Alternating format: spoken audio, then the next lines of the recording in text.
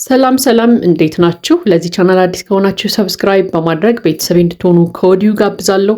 ቪዲዮ ላይክ በማድረግ ጀምሩት። ሀሳብ አስተያየታችሁን ደግሞ ቪዲዮውን አይታችሁ ስትጨርሱ ኮመንት ላይ አስቀምጡልኝ።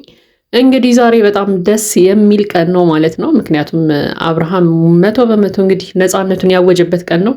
ያው ትላንትና እንግዲህ ተጠራጥረን ነበረ። ያው የኛም ሀሳብ ነበር እውነት ብሩክ አብርሃምን አይክድም፣ አብርሃምን አሳልፎ ሊሰጠው አይችልም ለጠላቶቹ ብለን አስበን ነበር። ያው ያሰብነው ነገር እንግዲህ እውነት ሆኗል ማለት ነው። ያው ዳኒና ሩታም እንግዲህ ትላንትና ብሩክ ፍላሹን ሲሰጣቸው ፍላሹ ይኑረው አይኑረው ፋይል ሳያዩ ነበር የተቀበሉት ማለት ነው። እንደዛም በጣም ደስተኛ ሆነው ነበር። ያው እንግዲህ እኛ ደግሞ በሰው ህይወት መበላሸት ተባባሪዎች ስላልሆንን ወይም ደግሞ የአብርሃም ነፃነት ማጣት ስላላስደሰተን በጣም አዝነን ነበር። ነገር ግን ደግሞ ብሩክ አብርሃምን አሳልፎ አይሰጥም የሚል ሀሳብም ስለነበረን ያው ተስፋ አድርገን ነበረ ፍላሹ ባዶ እንዲሆን ማለት ነው። ያው እንግዲህ ዛሬ የትላንትና ሀሳባችን ሰምሯል ማለት ነው። ፍላሹ ባዶ ነበረ። እንግዲህ ዳኒና ሩታ እጅግ በጣም ደንግጠው ነበር። ምክንያቱም እንደዚህ አልጠበቁም። የሰጣቸው ፋይል የአብርሽ ፋይል ሆኖ በተለያየ ቦታ በትነን እናስቀምጣለን ብለው ነበር ሀሳባቸው። ነገር ግን ያ ሀሳብ ሳይሳካ ቀርቷል። እንግዲህ ዛሬ እጅግ በጣም ተናደው ነበር፣ በጣም አዝነው ነበር። በተለይ ዳኒ በጣም ተናዶ ነበር። ነገር ግን ዛሬም ያው ፉከራውን አላቆመም። የእስከዛሬው ፉከራው ቀጥሏል ማለት ነው። የማመጣውን ነገር አታቆም እያለ እንግዲህ ድጋሚ ሊያስፈራራ ሞክሮ ነበር እና አብርሃምን ማለት ነው። እንግዲህ እና አብርሃምም ሙድ ሲይዙበት ነበር ማለት ነው። እና በጣም ነው ደስ የሚለው። ምክንያቱም አብርሃም በቃ ነፃነቱን አውጇል። ከዚህ በኋላ ማንም የሚጫነውም የሚያስፈራራውም ሰው የለም። እንግዲህ ትላንትና ሩታ አንድ ነገር ተናግራ ሁላችንንም አስቀይማን ነበር። ያው በዚህ ፋይል እንግዲህ 1-2 ዓመት አንገቱን ደፍቶ ይኖራል ስትል ነበር ማለት ነው። ይህን እንግዲህ እሷም ስለተናገረችው በጣም አዝነን ነበር። ከእሷም ስላልጠበቅን ይሄንን ንግግር በጣም ከፍቶን ደብሮን ነበር። ነገር ግን ያው ዛሬ ደግሞ አብርሃም እንግዲህ ነፃ እንደሆነ አይተናል ማለት ነው። ይሄ ነገር በጣም ነው የሚያስደስተው፣ በጣም ነው ደስ የሚለው። ምክንያቱም የፈለገ አብርሃም ወደ ቤቱ እንዲመለስ ብንፈልግም እንኳን በዚህ መንገድ ግን እንዲሆን ሁላችንም አንፈልግም። ምክንያቱም ሰው ተስማምቶ ነው ሊኖር የሚችለው። ፍቅር ካላቸው ነው አብረው ሊኖሩ ሊቀጥሉ የሚችሉት እንጂ አንዱ አንዱን በማስፈራራት አብረው እንዲሆኑ አንፈልግም ነበር ድሮም። ያው እንግዲህ ሀሳባችን ተሳክቷል። በጣም ነው ደስ የሚለው።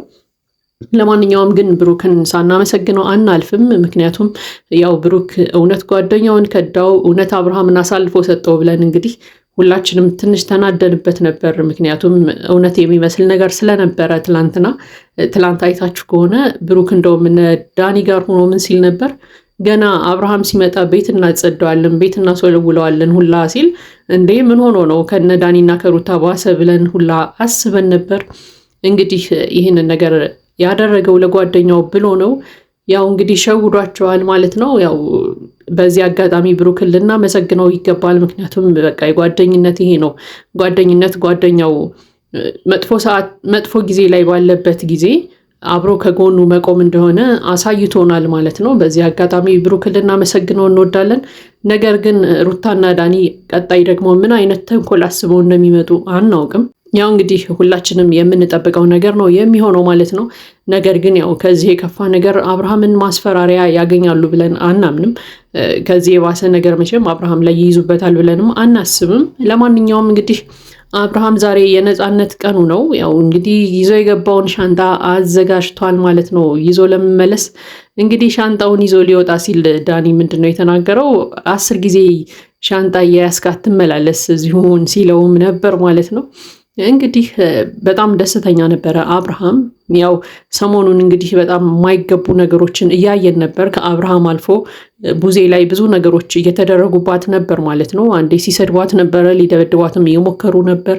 ይሄ ነገር በጣም ነበር የሚያስጠላው። እንግዲህ የዛሬው ነገር ያው አብርሃም ነፃነቱን ማወዱን ስትሰማ እንግዲህ ለቡዜም ለቤተሰቦቹም ለእናት ለአባቱም እጅግ በጣም ደስታ ነው የሚሆነው ማለት ነው። ለማንኛውም ግን በሌላ ቪዲዮ ደግሞ ሄርሜላን እንግዲህ ይቅርታ ሲጠይቃት አይተናል። አብርሃም ያው ሄርሜላ ተስማምታ ይቅርታውን ከተቀበለችው ያው አብረው የሚሆኑበት ጊዜ ሩቅ አይሆንም። ምክንያቱም በዚህ ጊዜ አብርሃም ብቻውን ነው፣ ያው ከሩታ ጋር ድጋሚ ሊሆን አይችልም።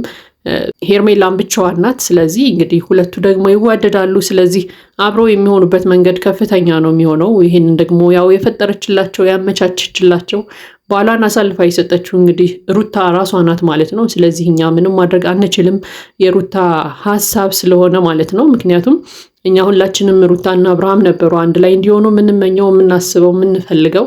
ነገር ግን ይህንን ሀሳባችንን እንግዲህ ያበላሸችብን ሩታ ራሷ ናት። እንግዲህ ራሷ ካበላሸች ደግሞ ምንም ማድረግ አንችልም ማለት ነው።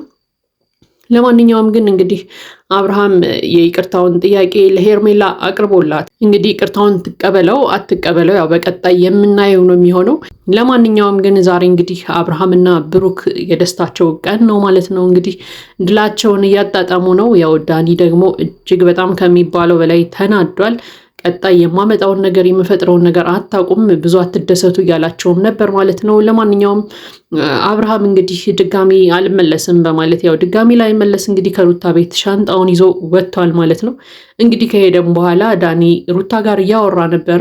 ከዚህ በኋላ አንቺ የምታደርጊው ነገር ካለ ራስሽ አድርጊ፣ እኔ ግን በራሴ መንገድ የማደርገውን ነገር አድርገዋለሁ፣ አብርሃምን ከፊቴ እንዳትቆሚ ሲላት ሁላ ነበር ማለት ነው።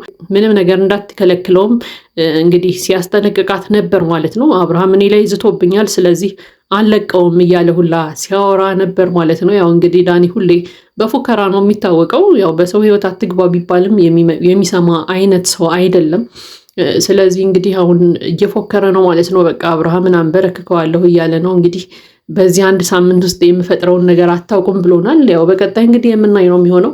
ነገር ግን ይመስለኛል የፈለገ ነገር ቢፈጥሩ የፈለገ ተአምር ቢሰሩ ያው እንግዲህ ከቪዲዮ እና ከፎቶ በላይ መረጃ ሊይዙበት አይችሉም ብዬ አስባለሁ አብርሃም ላይ።